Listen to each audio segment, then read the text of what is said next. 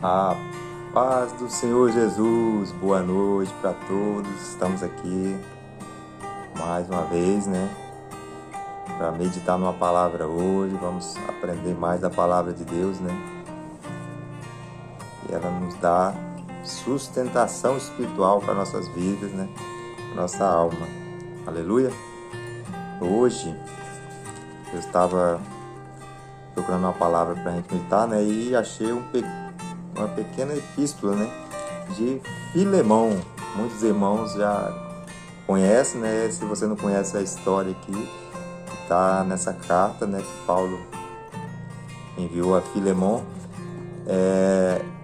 Nós vamos falar dela aqui hoje, Então você fique com a gente aqui até o final, que nós vamos aprender junto aqui hoje, com essa carta que Paulo enviou aqui, amém? Vamos estar lendo só um trecho aqui, Vou ler aqui no Filemão 10, onde diz assim, peço-te por meu filho Onésimo, que gerei nas minhas prisões. Amém? Vamos estar orando. Pai amado e querido, te agradeço, Senhor, por essa palavra de hoje. Senhor, que teu Espírito, Senhor, venha nos dar entendimento nesta noite, em nome de Jesus. Amém? Amém. Então, essa carta aqui, essa epístola de Paulo, a Filemão, A carta foi enviada, E Filemão morava em Colosso, Ele era um cristão e, de acordo com as narrativas, ele era uma pessoa rica, E mantinha uma igreja em sua própria residência, como vemos em algumas passagens que tem aqui em Filemão, Filemão 1:2 diz assim: e a nossa amada Áfia e Arquipo, nosso camarada, e a igreja que está em tua casa, Olhando a escrita aqui que Paulo fez a Filemão, o apóstolo Paulo dirige-se a duas pessoas, na carta, Onésimo e Filemão, e tudo se assemelha ao plano de salvação para a humanidade, se a gente observar bem aqui, Onésimo, ele era o escravo de Filemão, que havia furtado alguma coisa do seu senhor e havia fugido para Roma, E lá ele se encontrou com Paulo e Paulo evangelizou ele, batizou ali. E Paulo, vendo o dever de corrigir o mal, que Onésimo tinha feito ao seu senhor, ele o enviou de volta a Filemão, pedindo que esse o recebesse, o seu escravo, e o perdoasse. É uma história bonita. Vamos então aqui, vamos ver o que nós vamos aprender aqui hoje, com essa carta, Vamos aprender o perdão, a restauração, E muito semelhante entre o pecador e Deus, É o perdão divino, comparado ao perdão que Paulo buscou aqui para Onésimo. Nos relatos aqui em Filemão, Paulo estava preso, Quando Paulo estava preso em Roma, ele enviou 4 cartas, Então, cartas ao Efésios, Colossenses, Filipenses e esta aqui que nós vamos ver hoje de Filemão, que estamos aqui falando agora. Filemão, por ele ter escravos, presume-se que era um homem rico, Porque tinha escravos, pessoas trabalhavam com ele, e um de seus escravos chamava Onésimo, e ele fugiu da casa de Filemão. E conheceu Paulo, provavelmente, na prisão em Roma, Que evangelizou ele e batizou, como vemos aqui em Filemão 10, Peço-te por meu filho Onésimo, que gerei nas minhas prisões, Filemão 1:10. Então Paulo, ele mesmo preso ali, ele não parou de evangelizar, Ele disse que Onésimo ali recebeu as bases espirituais, Enquanto ele estava preso lá, ele estava pregando, tá vendo? Então, temos que evangelizar. Aí, ao vídeo do Senhor, Aí, como Onésimo ele tinha recebido as bases espirituais, ele logo se agrupou com os cristãos, Então, Paulo evangelizou ele.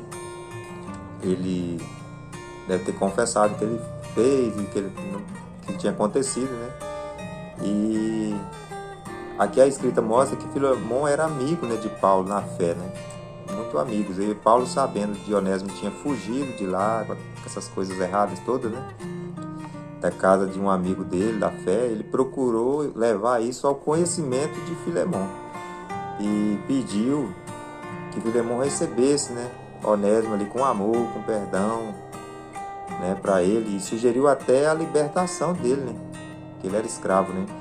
Em Filemon 1,16 diz assim: não já como servo, antes mais do que servo, como irmão amado, particularmente de mim, e quanto mais de ti, assim na carne como no Senhor.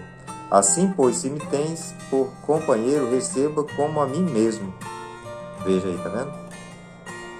Então, aí, no 18, né? Esse aqui do 1,18 também, né? E se fez dano algum, ou ele dever alguma coisa, né? Que põe isso na minha conta, Paulo diz também, né? Então, o agravo de Onésimo ali, além dele fugir, né, ele havia roubado algo ali também na casa de Filemon.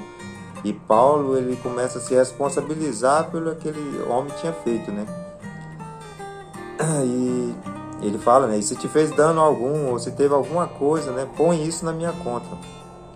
E Paulo, né, ele diz que ele escreveu ali: eu pagarei, e para não te dizer que ainda mesmo a ti próprio, a mim te deves, né? Então, e Paulo depositava confiança em Filemon, né? Que ele escreve, né? Confiando na obediência, sabendo que ainda farás mais do que digo, né? E juntamente prepara-me também em pousada, porque espero que pelas vossas orações vos hei de ser concedido. Então Paulo, ele era reconhecido como homem de Deus, né? E Filemon respeitava muito ele, né? A pena para escravos fugitivos naquela época era igual o pecado, era a morte, né? E Paulo, ele foi intercessor pela vida desse escravo Onésimo, né? O nome Onésimo, ele significa útil, né? E Paulo diz que Filemon era inútil, mas depois de sua conversão, né, através do Evangelho, se tornou útil para o Evangelho, né? Ele começou a participar da glória celeste, né? Então, ele era um ladrão, um devedor, ele merecia a morte ao ser encontrado, porque estava fugitivo, né? E em relação à lei vigente, né, poderia-se dizer que ele era um pecador, um criminoso digno de morte, né? Mas aí, ele, como diz em Filemão 1,11, né, o qual no outro tempo te foi inútil, mas agora a ti é a mim muito útil. Eu tornou a enviar ele, né? Então, em Cristo, nós tornamos útil para o reino dos céus, né? Então, veja que importância isso, né? E aí ele fala: se te fez dano algum, se pegou alguma coisa, põe na minha conta. Então, Paulo começou a depositar confiança em Onésimo, né? Porque ele se mostrou arrependido, né? Quem somos nós, né? Todos nós pecamos diante, estamos destituídos da glória de Deus, né? Como está escrito em Romanos 3:23, né? Também a palavra de Deus diz que o salário do pecado é a morte, né? Mas o dom gratuito de Deus é a vida eterna, né? Por Cristo Jesus, nosso Senhor, né? Em Romanos 6:23, né? Também está escrito: não há um justo, nenhum sequer. Também em Romanos. Da mesma maneira, né? Cristo, né? Jesus Cristo intercede pelo pecador arrependido, por intermédio do Espírito Santo, né? Assim como Paulo intercedeu por Onésimo aí, né? Paulo, ele, além de apresentar, né, a salvação eterna para Onésimo, ele concedeu a Onésimo um livramento de morte, né? Esse homem provavelmente poderia, pela lei, né, fugitivo, com roubo, ele ser morto, né? E através da intercessão direta, né, de Paulo a Filemon, por Onésimo, oferecendo até as garantias, né, dando as garantias, ele poupou a vida desse homem, né? Jesus, ele nos dá essa garantia de você entrar na presença de Deus através do seu nome, né? Através do sacrifício, né, vivo ali na cruz, né? Aleluia.